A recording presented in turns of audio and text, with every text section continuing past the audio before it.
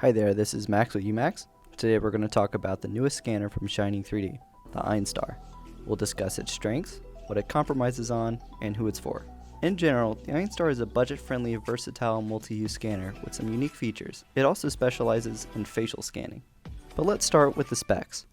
This is an infrared VC-SEL structured light scanner. There's two big advantages here.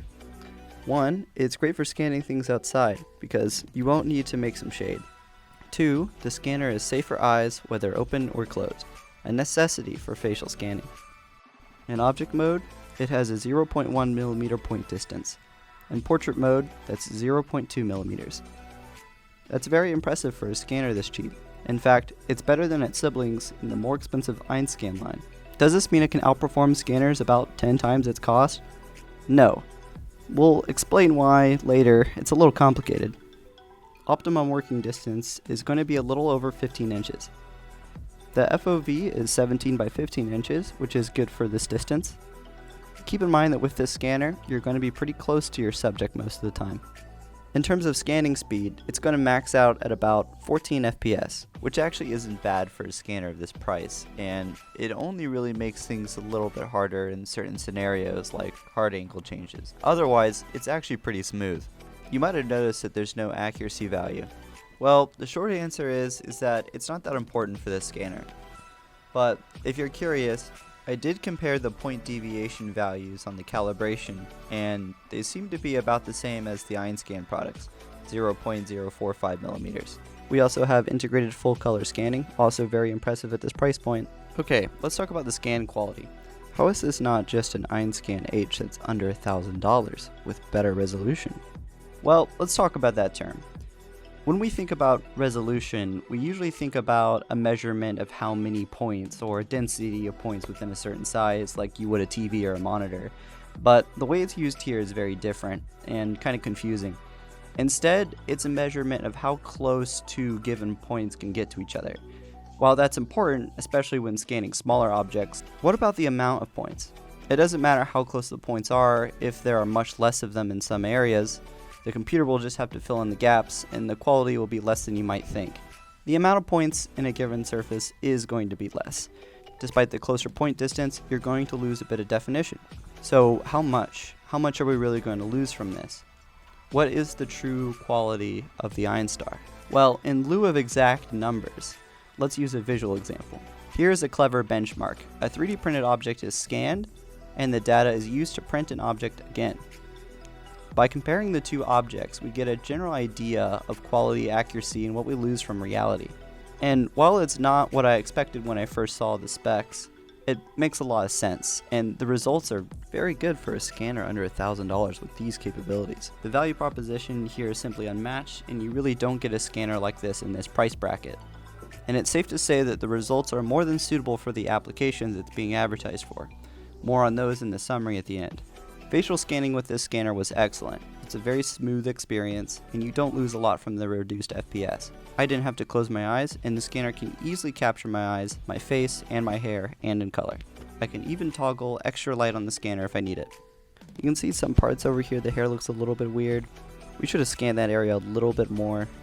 We chose to mesh it with the watertight mode, and it will automatically seal the model, and if you don't have enough data in some areas, it can end up looking kind of weird. Otherwise though, our scan looks phenomenal. The slick UI makes everything very user-friendly and intuitive. On-screen instructions will guide you through calibration, brightness adjustment, and alignment. The only complaint that I would have in regards to ease of use is that the scanner could be a bit ergonomic if it had a handle. I don't think that this compromise was made to save on cost, but rather to keep it more portable.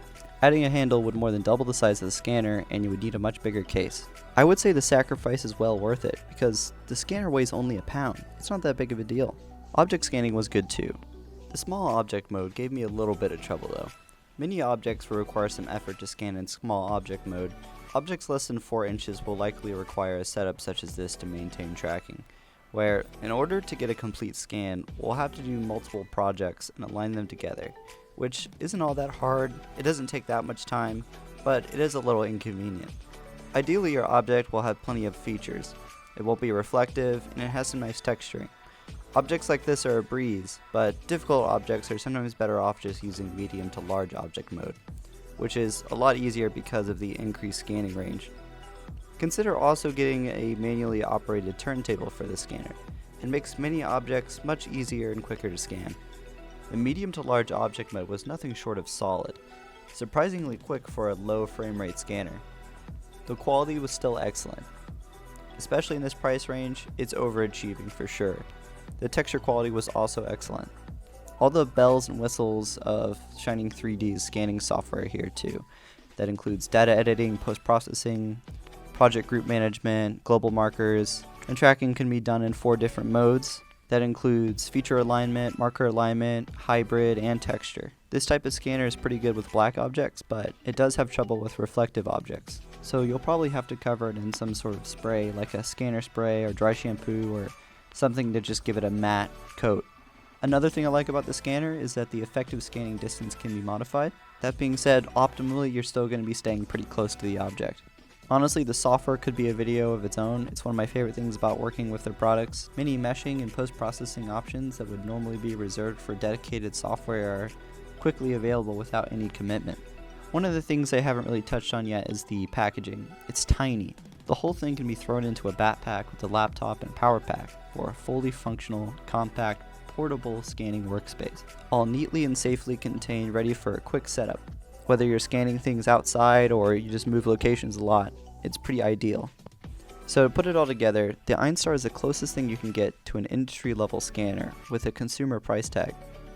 Enthusiasts, artists, small businesses, and schools will get everything they could need out of it without breaking the budget. Low precision engineering and design applications such as prototyping are also done very well with the Einstar. Those needing to take scans on the go or conduct scans out in the field, so to speak, will benefit greatly from the portability and outdoor scanning capabilities. In a nutshell, the Einstar is an inexpensive but overachieving general purpose scanner. And that's about it. Thanks for watching.